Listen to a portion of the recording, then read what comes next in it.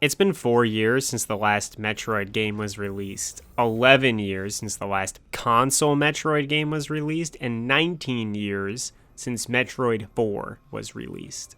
Now, Metroid 5, Metroid Dread, has finally come out after being announced only a few months ago.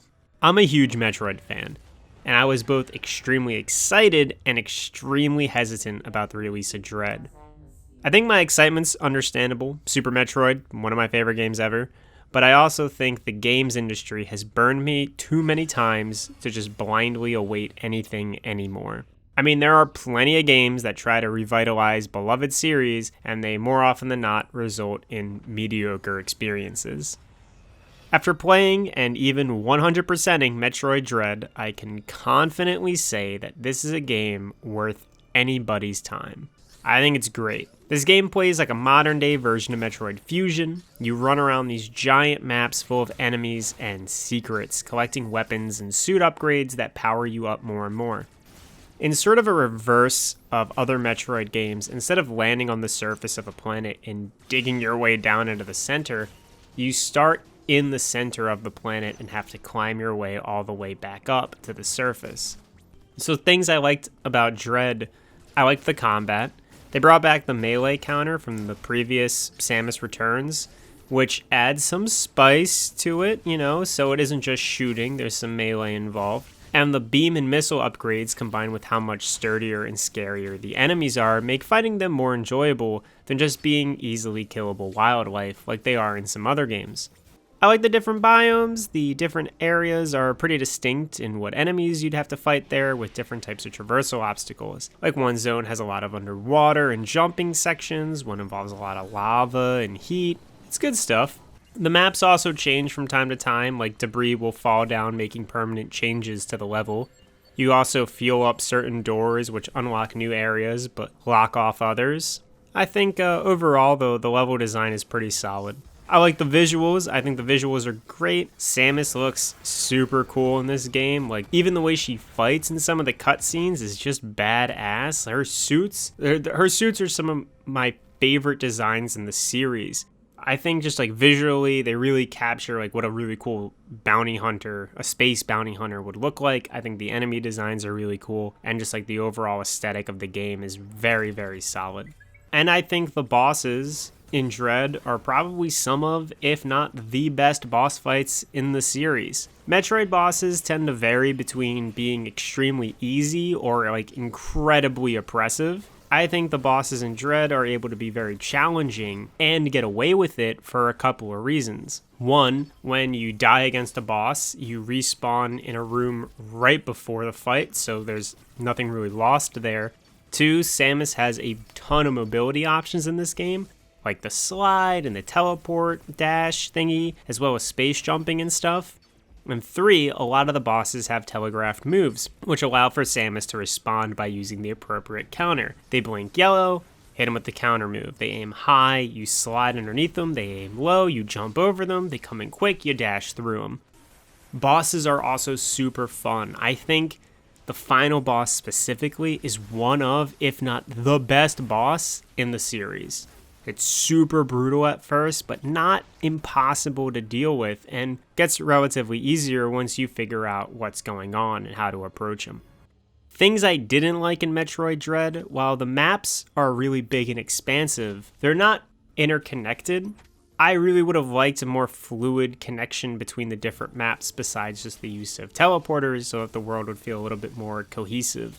I do understand that games like the Prime series or Metroid Fusion or Other M have very big different biomes that are all connected in the same way Dread is, but I really like Super Metroid, and one of the things I like about Super Metroid is how it's all layered and connected together. Another thing I didn't like was the weapon progression order in this game.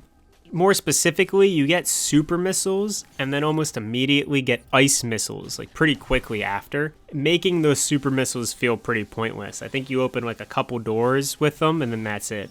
The game also gives you a couple upgrades right at the end, so you could leave the final boss area and break the pacing of the game entirely by running around the whole map to get 100% of the item rate. It feels weird to get the last upgrades so close to each other and then be given the option to just walk like 1 or 2 rooms to the right and beat the game, or backtrack throughout the rest of the world to hunt for items. There are a few complaints circling around Metroid Dread that I wanted to talk about because I don't think they're entirely invalid. So the difficulty is one of them. I wouldn't say Metroid Dread is that difficult compared to the last 2 2D Metroid games, Samus Returns and Fusion, where in those games you end up taking a lot of damage from enemies early on, and energy tanks are pretty rare. So I think it's fair to want to be taking less damage from the basic alien enemies. However, the game also offers a bunch of tools that allow for counterplay.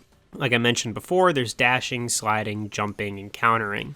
Also, whenever you die, you just respawn right outside of the room you died in, so there isn't any real pressure.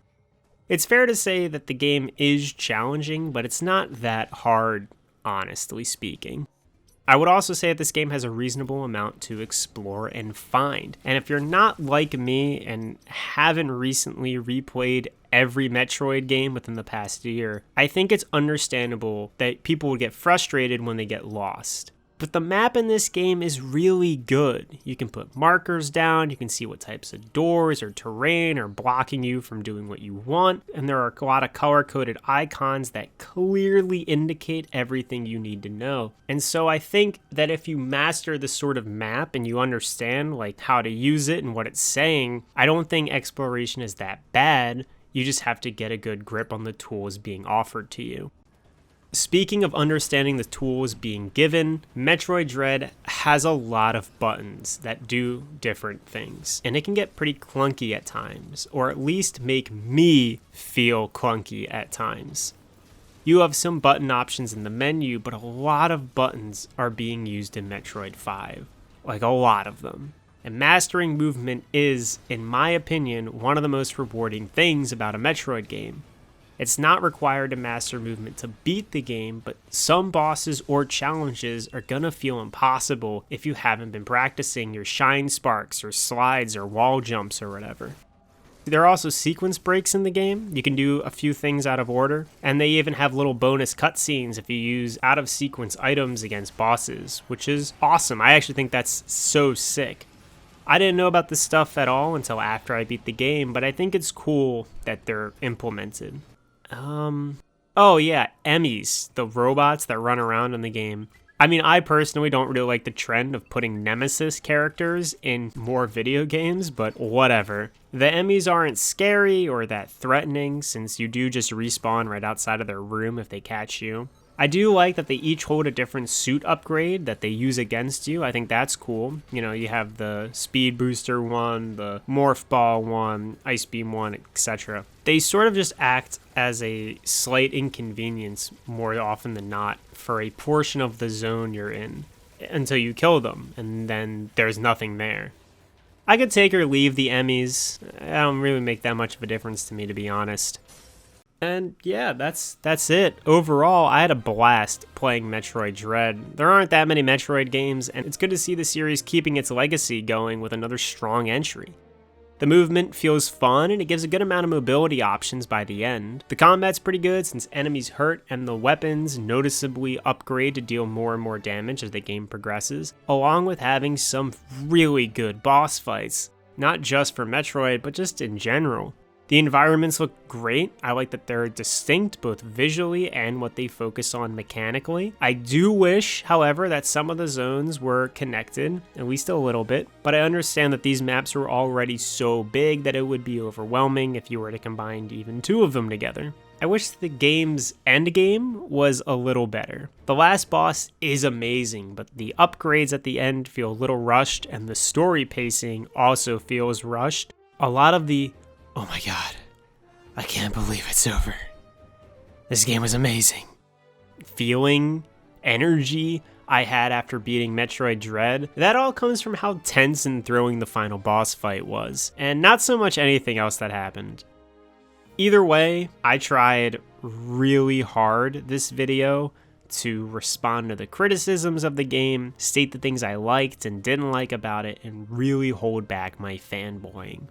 I personally loved playing this game. When I got my hands on the controller and I'm jumping and blasting my way around the world, I'm having a great time. It held up well on a second playthrough for me, and I'm confident that it'll hold up on a third and on a fourth. And I don't know if it will replace Super Metroid as the 2D Metroidvania game I replay a few times a year, but honestly, it totally could.